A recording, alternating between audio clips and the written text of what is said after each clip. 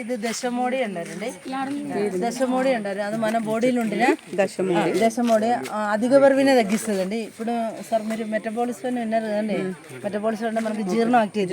ఇప్పుడు మన జీర్ణం యాక్టివ్ కాబట్టి మనం ఎంత హెవీ ఫుడ్ తింటే కూడా మనకు డైజెస్ట్ అయినాక అరిగినాక అవసరమైన మాత్రం బాడీ తీసేస్తారు. మిగతా చెమట మోషన్ రెగ్యులర్ టాయిలెట్ హోమ్ వెళ్ళిపోతాయి.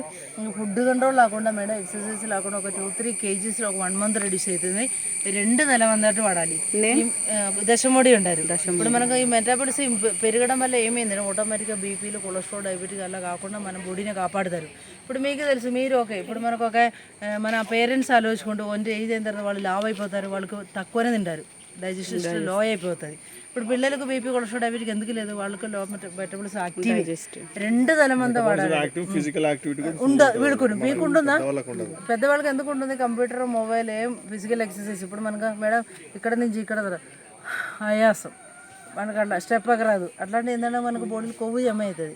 ఇది 2 నెల మందం అన్నట్టు వాడాలి. ఒక 1 month ద్వారా మీరు వెయిట్ చూసిన తర్వాత మనకు 2 నెలలు వాడుకోవచ్చు. ఓకే, ఇది క్యాటరిస్టిక్స్ అంటారు.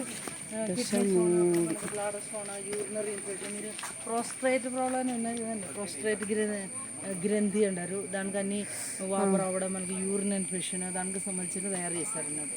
ఓకే, ఇది వక్క అండి. ఇప్పుడు మీరు తాడి చెట్టు లేక మీదికి వక్క తాడి చెట్టు చేతిలో అవి పట్టుకోకుండా ఊపరా అలర్ట్